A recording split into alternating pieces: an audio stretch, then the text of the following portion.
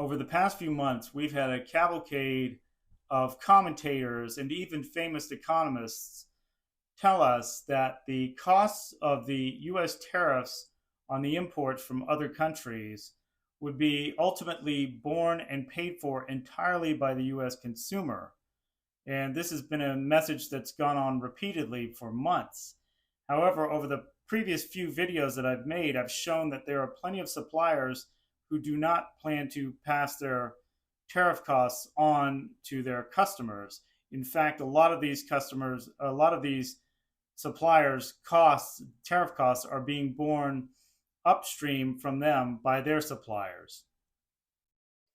Tuesday, Home Depot reported their earnings, and on that earnings call, the CFO, Richard McPhail, was asked about the tariffs and how they were going to impact Home Depot customers. And essentially what they said is that they do not plan to pass these costs on to their customers. In fact, the quote was that they plan to generally maintain their current pricing levels across their portfolio. So Home Depot does not plan to pass on costs to customers at all for any of these tariffs. Now, what I wanted to do is I just wanted to show you a clip from CNBC where they talked about this. So this is a mainstream media clip. You can see that they were somewhat flabbergasted by this also, because they've been talking about these costs being passed along to consumers. So are they effectively saying they're going to eat the cost of the tariffs? Is that what he's trying to tell you? Yeah. Basically, he said there's several things that they've done. He said that they've had greater than expected supply chain productivity, meaning what they can get out of their suppliers along the way.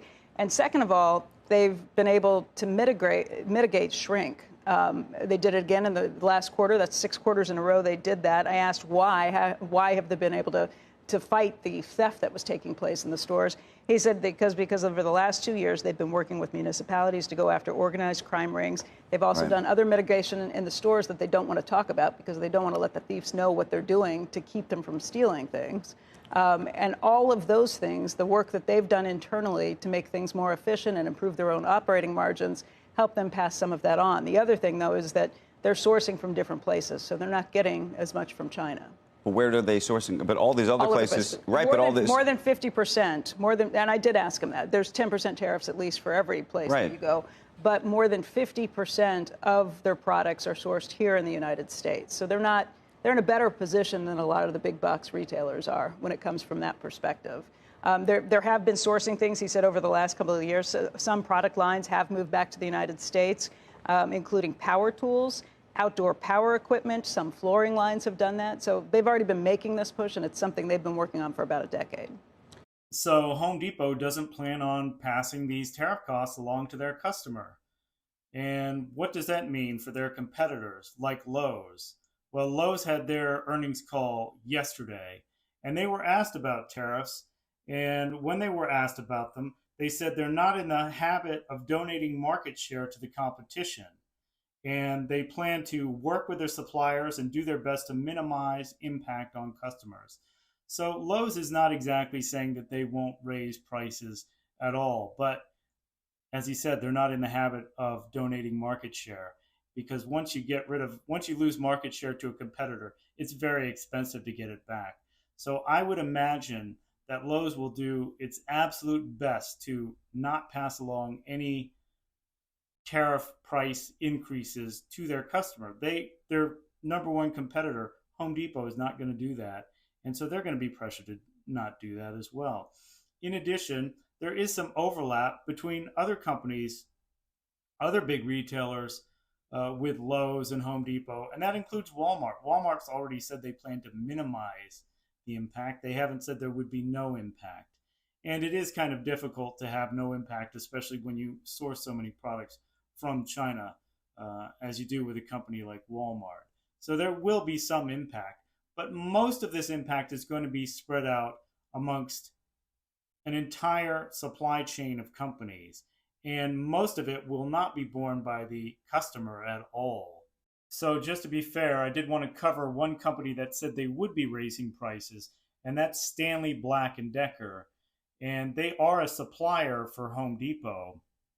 They actually produce the DeWalt and Kraft Craftsman tools, as well as Stanley and Black and Decker.